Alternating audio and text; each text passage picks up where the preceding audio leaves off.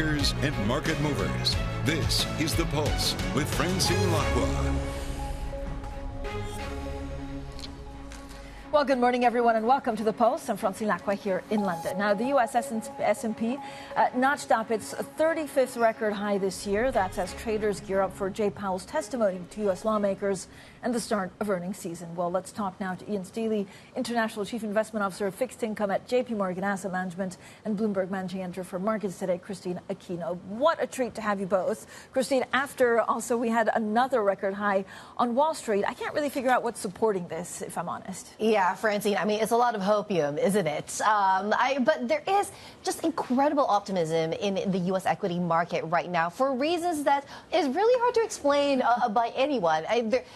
Even if we see yet another record high, with that comes a lot of nervousness over how long it's going to last, whether that's going to be supported, because a lot of worries over the fact that the concentration of the gains in the S&P 500 increasingly just very dependent on a number of big tech stocks, particularly Nvidia. So the question really is what's going to happen when the fumes start running out and the economy starts slowing, which we are seeing some evidence of, right? Iain, what are you seeing in treasuries? And again, if you look at the broader market, what are some of the market forces that play apart from the Fed?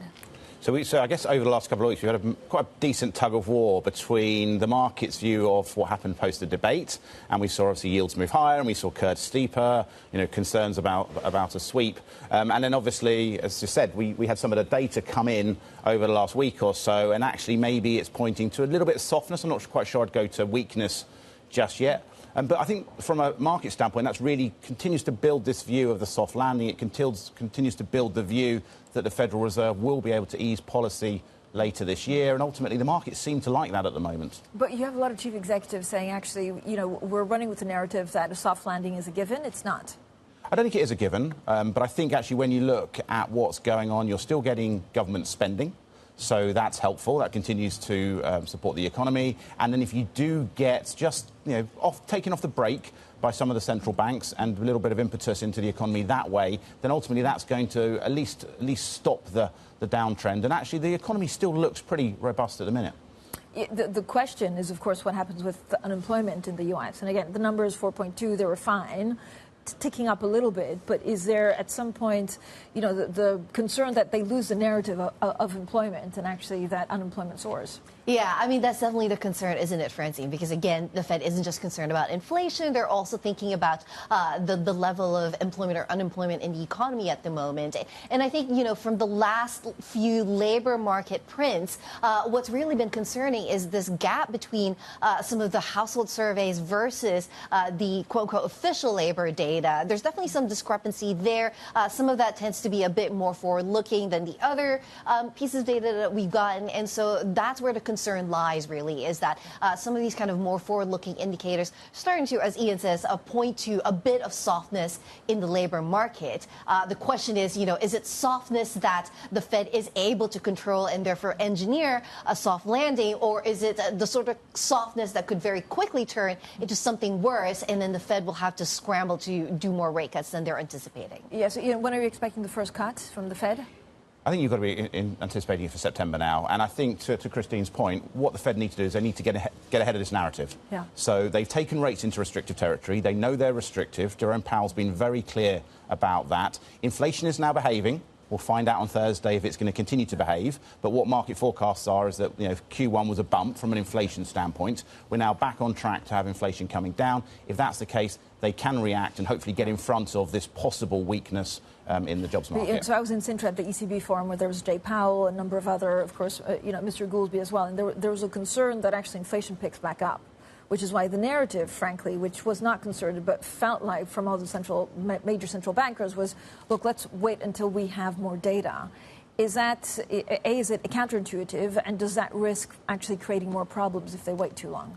It does. I guess they're still living in the fear that they repeat some of the previous mistakes of previous central bankers, so where they don't get it. To hike. Yeah, they don't get it under control. But if you actually take a step back and say we had particularly weak inflation in Q4, we then went accelerated again in Q1, we've come back down again in Q2. Let's just smooth that out. the trend is definitely down. I think there's definitely clear evidence when you look at wages, when you look at other measures, some of the survey data, prices are falling, inflation's coming down, and it's no good waiting to 2% to start acting. You need to wait before that. And I think a combination of the inflation data we're seeing today, plus the jobs data that seems to be coming out a bit softer, should give them and should embolden them to get moving. I mean, there's also belief, I think, in the markets, or when you speak to, market like chief executives, that as soon as the Fed cuts, something unlocks. That it's like the animal spirits, that M&A is coming back, that IPOs are back.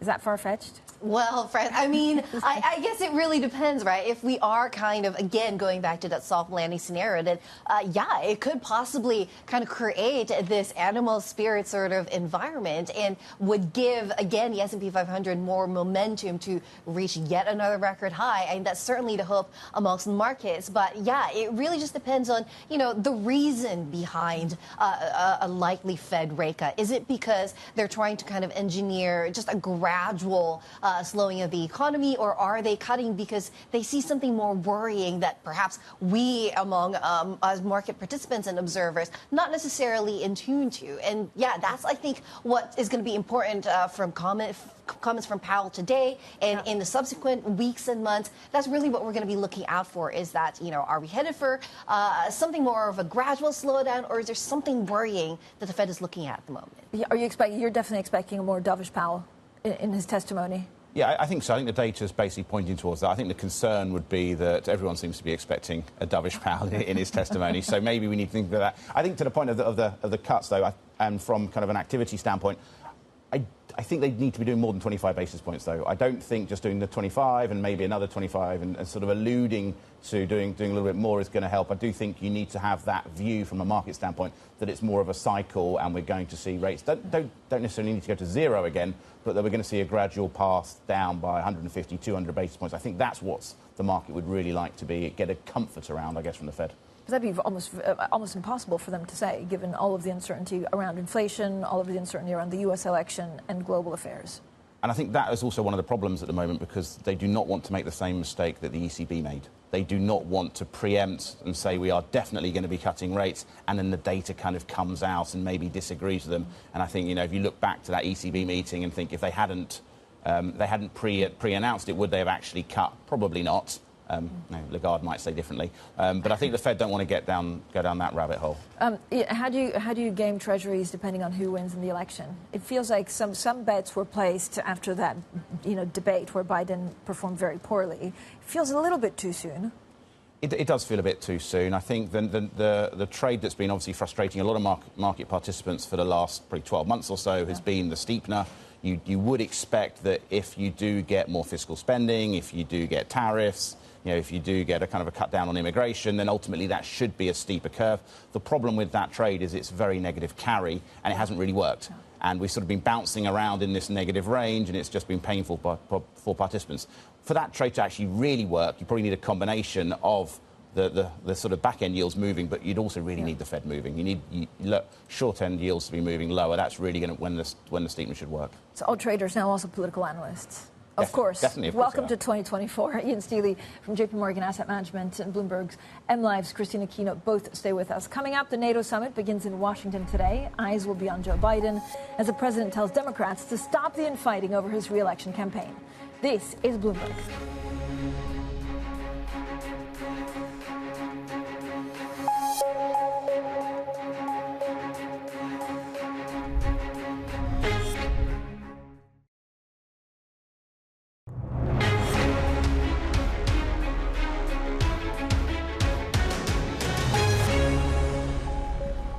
The conversations that matter, the insights you need. This is The Pulse, and I'm Francine Lacqua here in London.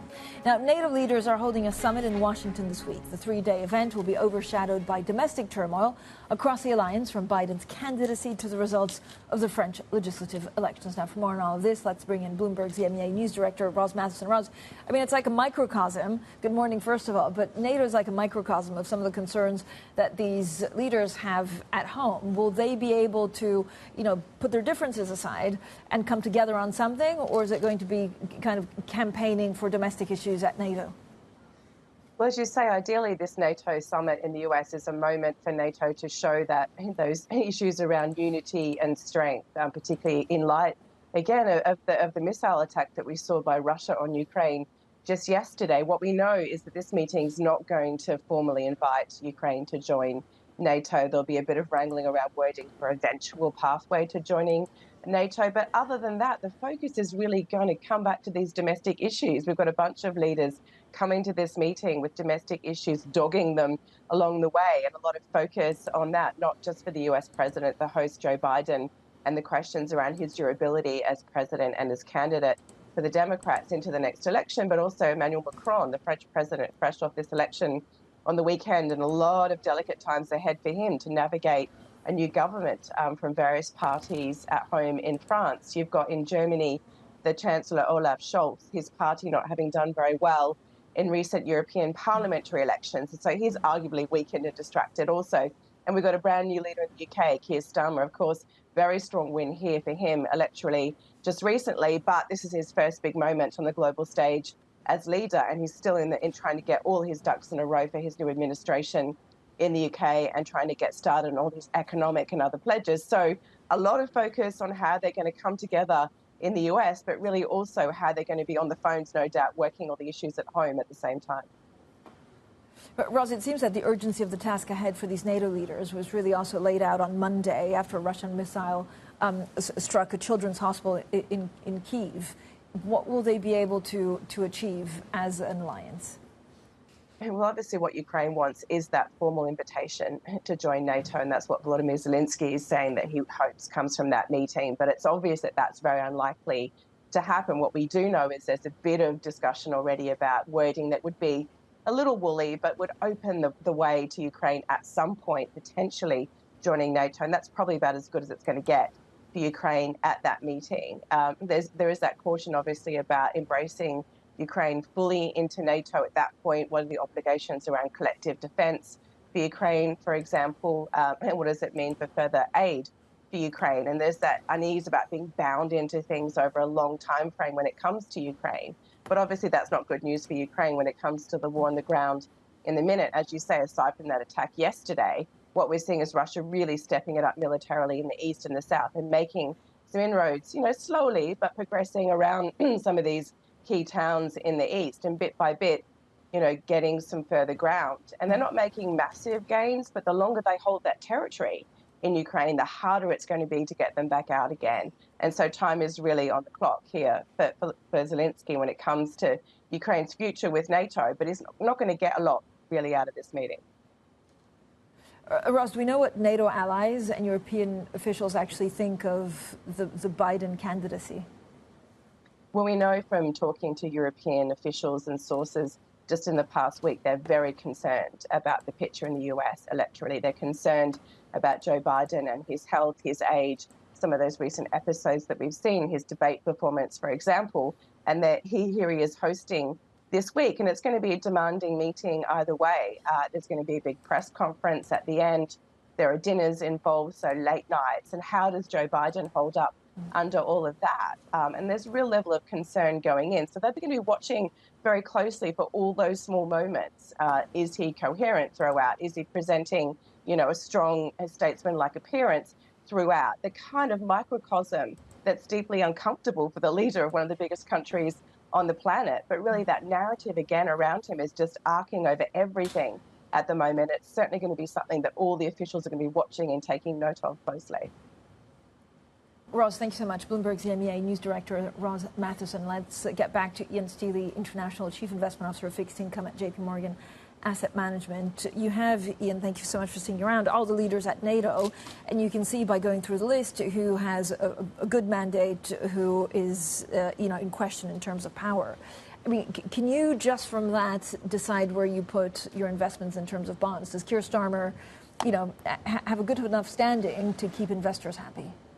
I think it's quite interesting, isn't it? Because going over there, Keir Starmer's in a position of strength. He's got a 5-year mandate, and not everyone else in the room is going to have that. I think actually, from a sort of global fixed income standpoint and investment, you do need to take a step back and think what's happening at the domestic level. How are we thinking about it from an inflation, from a growth standpoint? Obviously, deficits, as you mentioned earlier, are really front of mind both in Europe and in the US, and then how the central banks are going to going to ultimately have to deal with that because everyone's assuming they're going to be easing policy. Are they going to be able to if we do see a lot more government spending coming? And that's obviously a bit of a fear for the markets. So what's your take on gilts? Is it, are you waiting for more policies from Labour? Are you waiting for the cabinet to start to work? Or does it look like a good opportunity because it's a pretty good house in like a bad neighbourhood? I think actually, when we look at gilts, probably one of the more attractive government bond markets out there, just due to a valuation standpoint, where do they stack up versus bunds and where do they stack up versus treasuries? I think we've heard from the manifesto from the new government that they're not going to do anything too extraordinary on the deficit side. They've obviously learnt from previous experiences over the last couple of years, not looking to repeat that. And I think what I'm going to be quite interested in is trying to figure out what the Bank of England are doing, because we obviously went through a blackout period prior to the election, and then we had the meeting, which they didn't have the press conference at, but it did. It lent to the dovish side. Lots of people talking about August. Does the data come out? Does the inflation data come out and continue to push towards that August cut and let the Bank of England get going? I think that's where I will be focusing on for the next couple of weeks. So the French elections definitely kept everyone on their toes. Where do you see that German bond and French bond spread going? I think probably going to stabilise around these levels, and I think what happened over the 2 weekends is you took out some of the fear factor of the extremes in either direction. Ultimately, you're going to have this hung parliament. You're not going to be able to get a lot done on the fiscal side. Obviously, Macron was looking to get that deficit down from around 5.5% towards 5.1, and obviously continue to go lower. Are we going to be able to achieve that now? Question about that. But what that probably means is you do need to have a bit more risk premium. So the 40 to 50 basis points that we saw prior to the snap election announcement, we're probably not going to go back there. But I think that tail risk of the people who are talking north of 100 on a sort of a far right or a far left victory, that also has gone out the window. So, I think we stabilise here. I do think, though, that there are better credits in Europe, places like Spain, where they are being a bit more fiscally prudent. Okay, interesting. Iain, thank you so much for joining us. Iain Stealey there from JPMorgan Asset Management. We'll have plenty more to come. This is Bloomberg.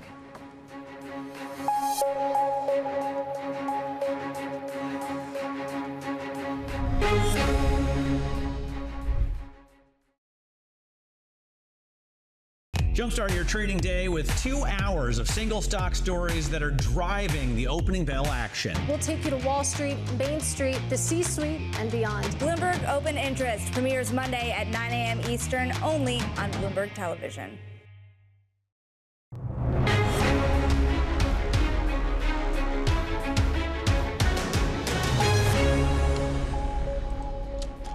The conversations that matter, the insights you need. This is The Pulse. I'm Francine Lacqua here in London.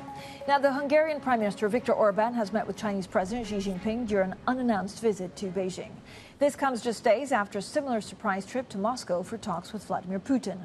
Well, EU leaders have sought to distance themselves from Orban's shuttle diplomacy, which comes as Hungary takes over the bloc's rotating presidency. Now, Microsoft has told employees in China that from September, they'll only be able to use iPhones for work.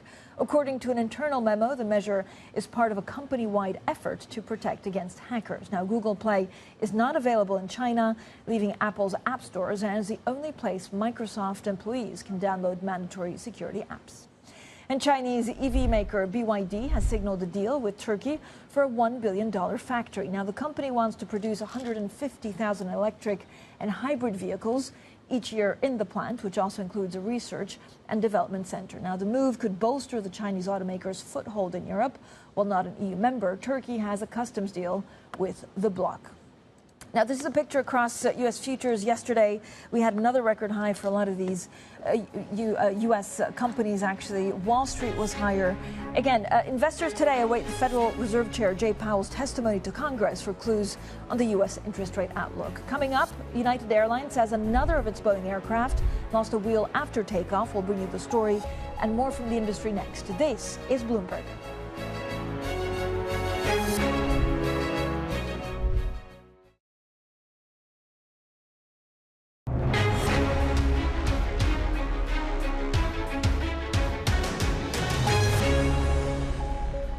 Good morning, everyone, and welcome to The Pulse. I'm Francine Lacqua here in London, and these are your top stories.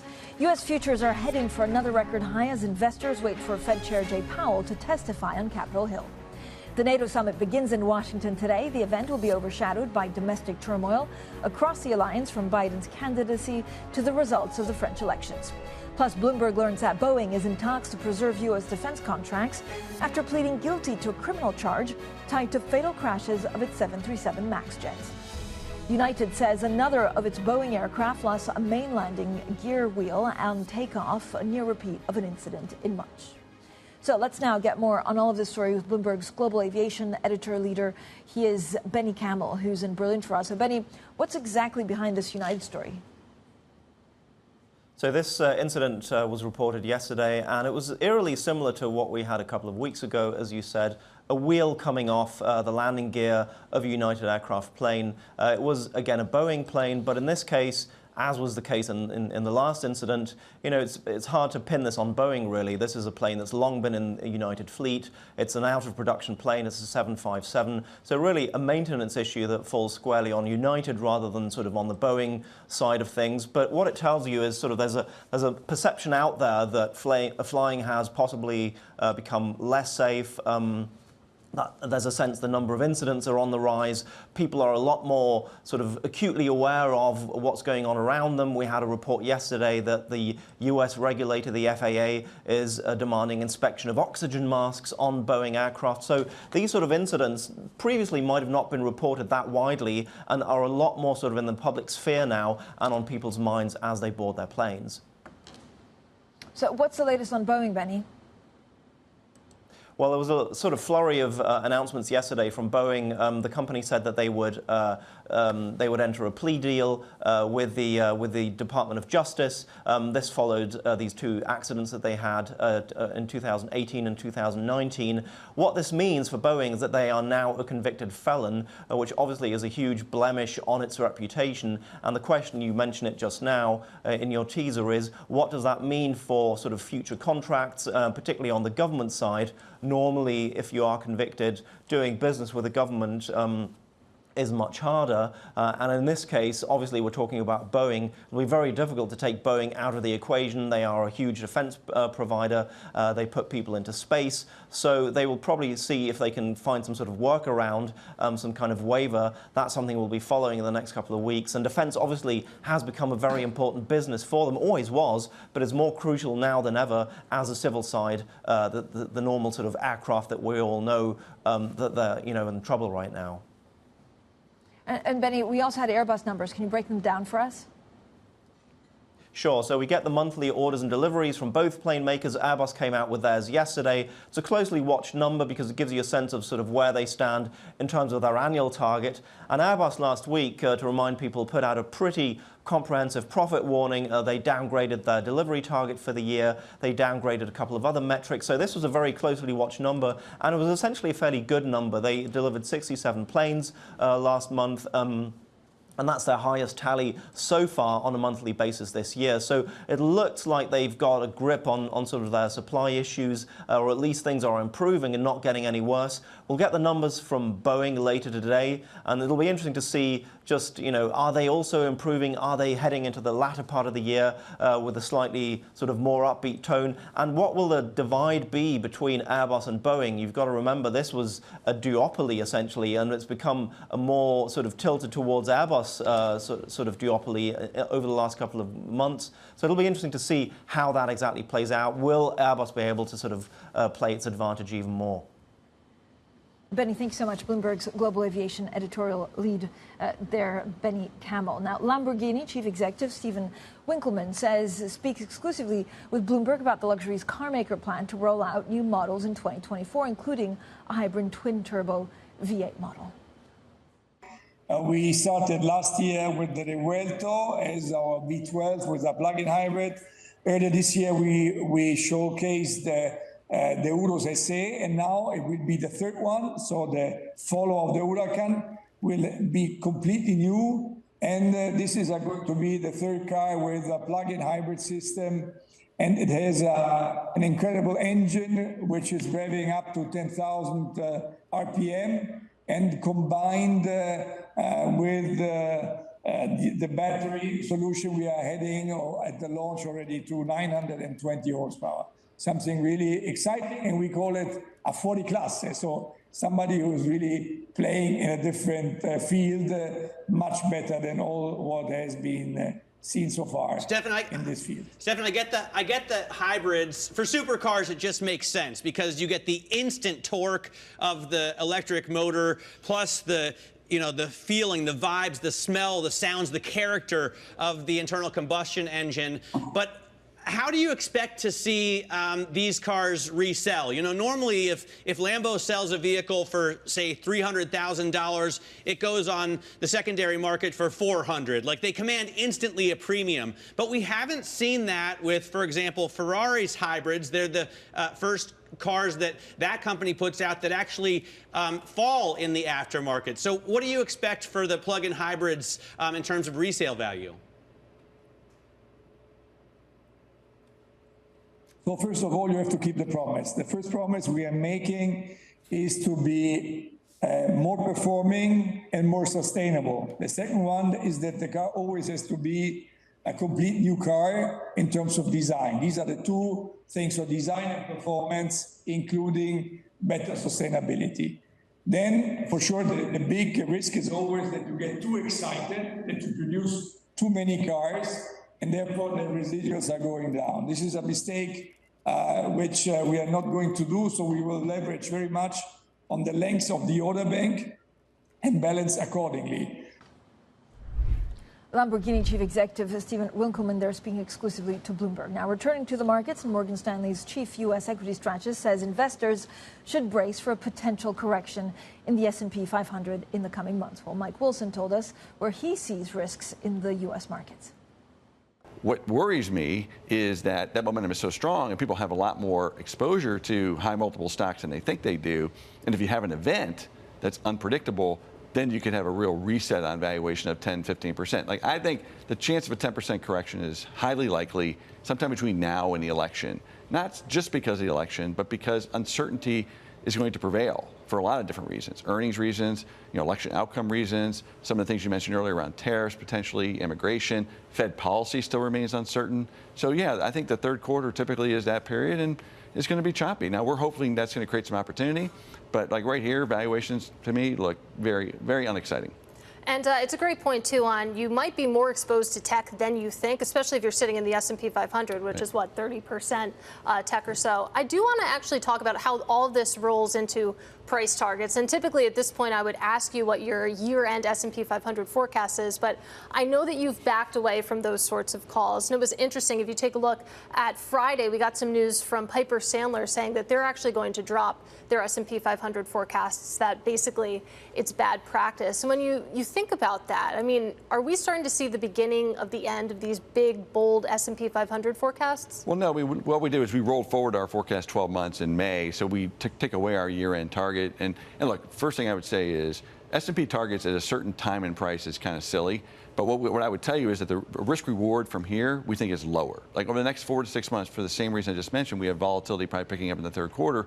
I would say your likelihood of upside between now and year end is very low, much lower than normal. I'd call it 20, 25% that markets are higher between now and year end. Okay, specific target, I don't know, but let's say it's down 10% or so. Then we would get interested. Then we'd be interested to say, okay, maybe there's some things happening at the index level. Where the opportunity remains is at the stock level, at the factor level, okay? And in that regard, we still like sort of growth, but not just quality growth, but like, quality in general, large cap, good balance sheets, companies that can deliver on earnings, and that momentum will continue. It's just hard to find companies that are cheap. So if they were to come in 10%, then we would probably get interested again. Morgan Stanley's chief U.S. equity strategist there, Mike Wilson, speaking on the debut of Bloomberg's Open Interest. Now, coming up, she's 27 years old, has started several companies, and has more than 1 million followers online. We'll be speaking to Grace Beverley, founder of activewear brand Tala, next. This is Bloomberg.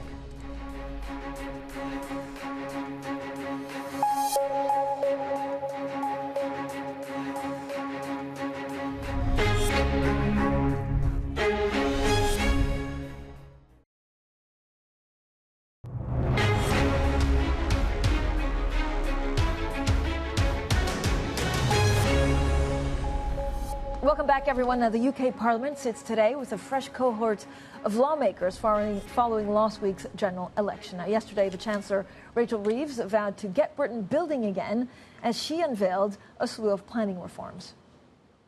Sustained economic growth is the only route to the improved prosperity that our country needs and to improve the living standards of working people.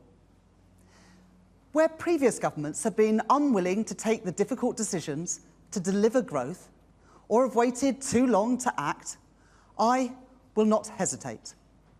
Growth was the Labour Party's mission in opposition. It is now our national mission. There is no time to waste.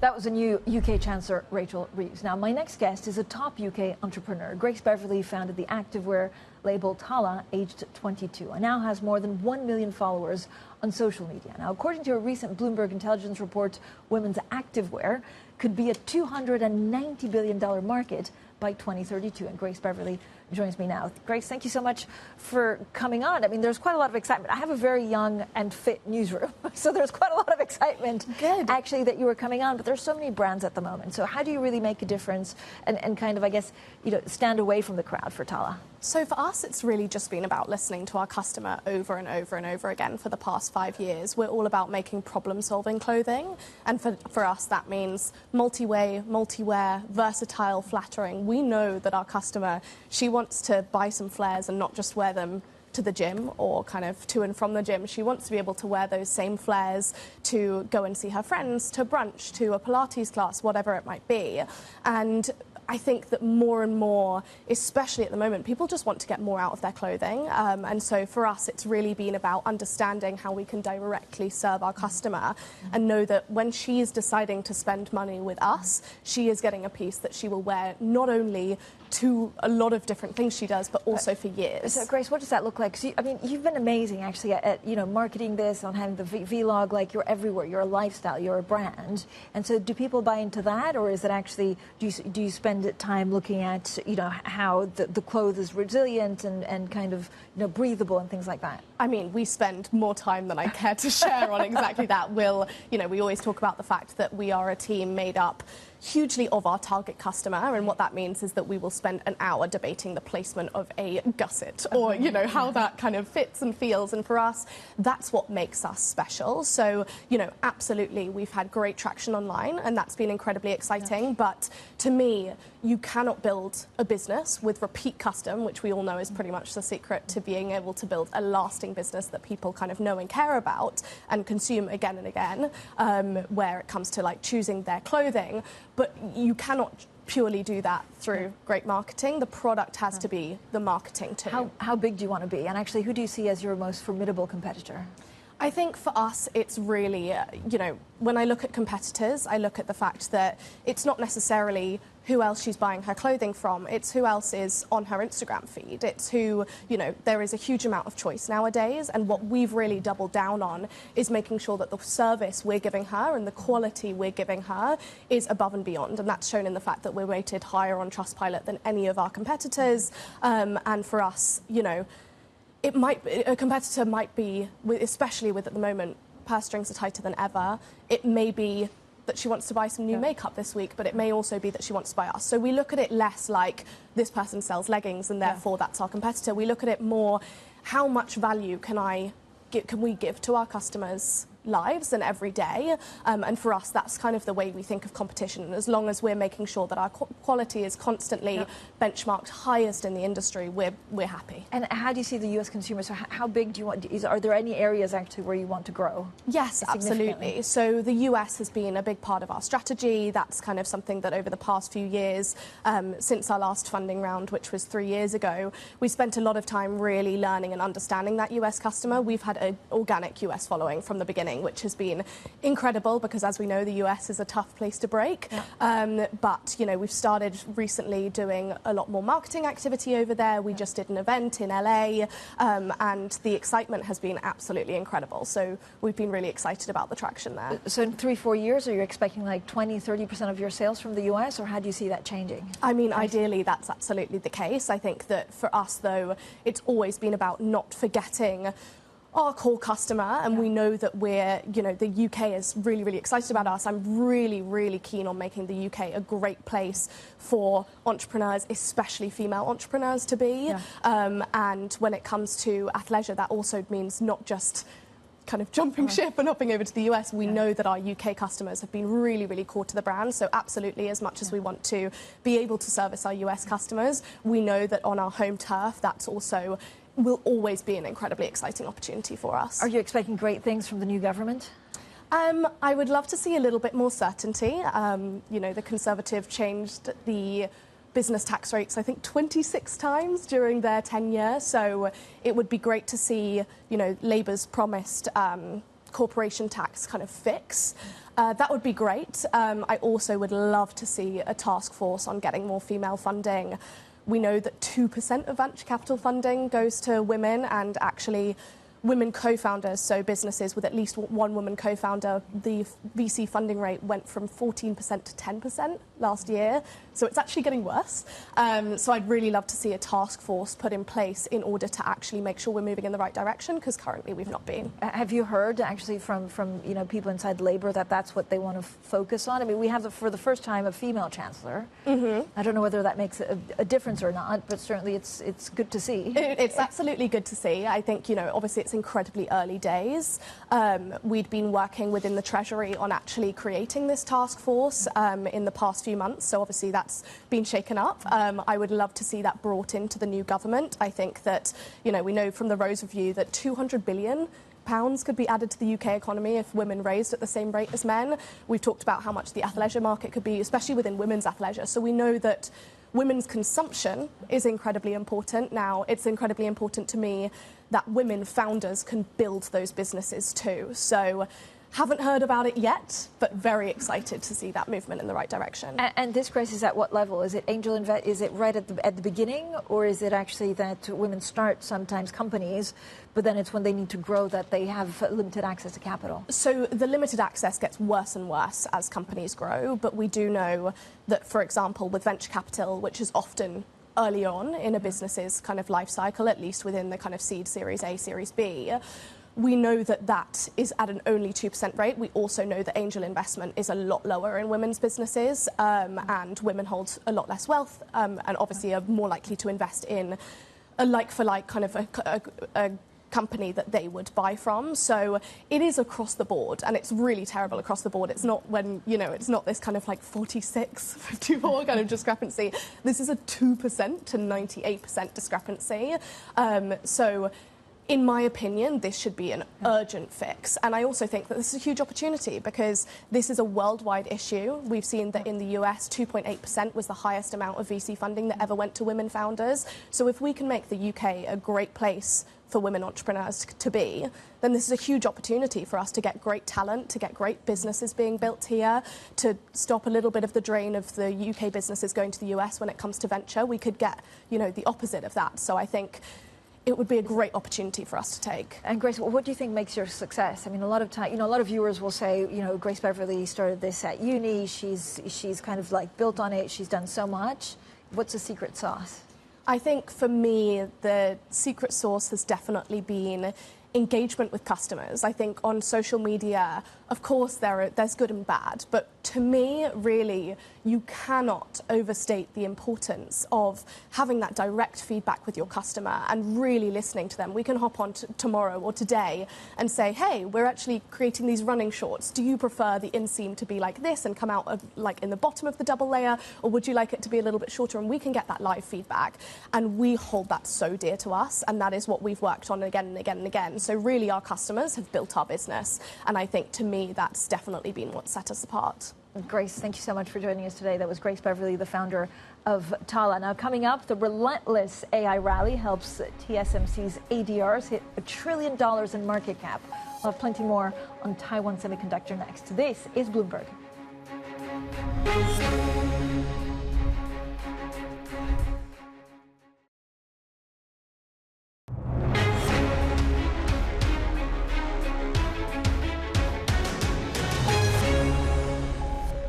ADRs and chipmaker TSMC briefly hit a market cap of $1 trillion on Wall Street overnight, driven by booming demand for AI. Now, this is the picture for Taiwan Semiconductor's 0.7% higher. Well, Bloomberg's Charlotte Yang actually joins us with the very latest. Charlotte, good morning. So could there be further upside from here? Yeah, so to the more bullish analysts, there's certainly upside, especially with TSMC's high bay listed shares, which has underperformed its ADRs this year. And the key catalyst everybody's watching is the world's largest contract chip maker's second quarter earnings results, which is scheduled next Thursday. So Morgan Stanley, which has just raised its price target for TSMC earlier this week, is expecting the company to revise up its revenue guidance for this year. And if that happens, this will even confirms the bullish for the AI bulls to say that the rally this year is no bubble because they are backed up by fundamentals and backed up by earnings growth. And so Bloomberg data is now is estimating the chip maker to report a 36% in sales growth for the second quarter on a year-over-year basis, and that will be the fastest quarter since the December quarter of 2022. So, meanwhile, Microsoft is also ordering staff in China to swap Androids for iPhones. What's behind that move?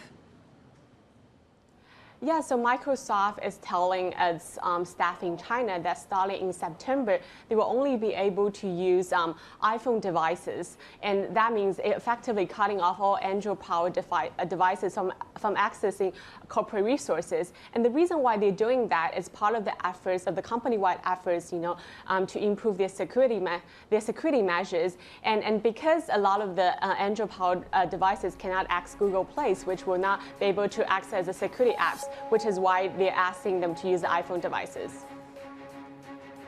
Charlotte, thanks so much. Charlotte Yang there with the very latest on some of these stories. Up next, Bloomberg Brief, Danny Berger and Manoj Krani in New York, and this is Bloomberg.